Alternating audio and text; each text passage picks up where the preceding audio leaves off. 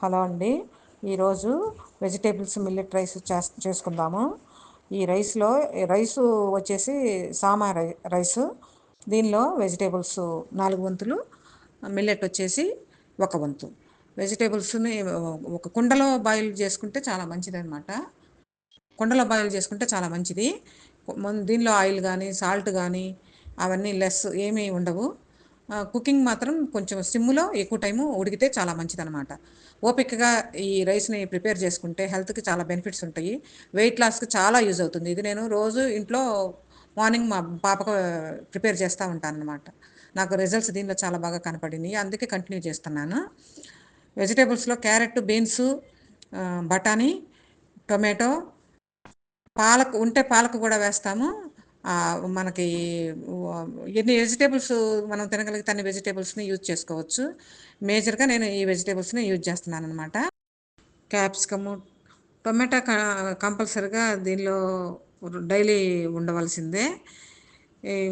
దీనిలో నేను నువ్వుల పొడి, ఫ్లాక్స్ సీడ్స్ పౌడరు ముందుగానే ప్రిపేర్ చేసి పెట్టుకుంటాను. సిమ్లో వాటర్ బాయిల్ చేసి, వాటర్ బాయిల్ అవుతూ ఉంటే 1 బై 1 ఈ వెజిటేబుల్స్ వేసి మూత పెట్టేసి, ఆవిరిపోకుండా మూత పెట్టేసి 1 బై 1 బాగా ఉడికిపోయిన తర్వాత సామె రైస్ని చివరిలో వేస్తాను. వేసిన తర్వాత 1 బై 1 ఈ పౌడర్లో ఇవి చివరిలో వేసేసి, కొత్తిమీర, పుదీనాకు వేసి నిమ్మరసం చివర స్టవ్ ఆపే ముందు పిండుతాను అనమాట నిమ్మరసం. దీనిలో కలుపుకోవడానికి మనకి టమాటా రసం అయితే ఈజీగా ఉంటుంది అనమాట. పెరుగు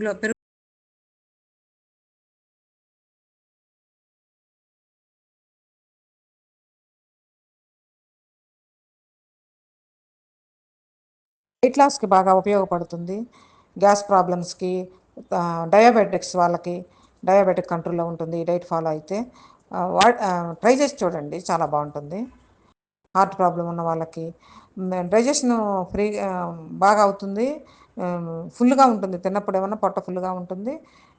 ఈజీగా డైజెషన్ అవుతుంది. ఒకసారి ట్రై చేసి చూడండి, చాలా బాగుంటుంది.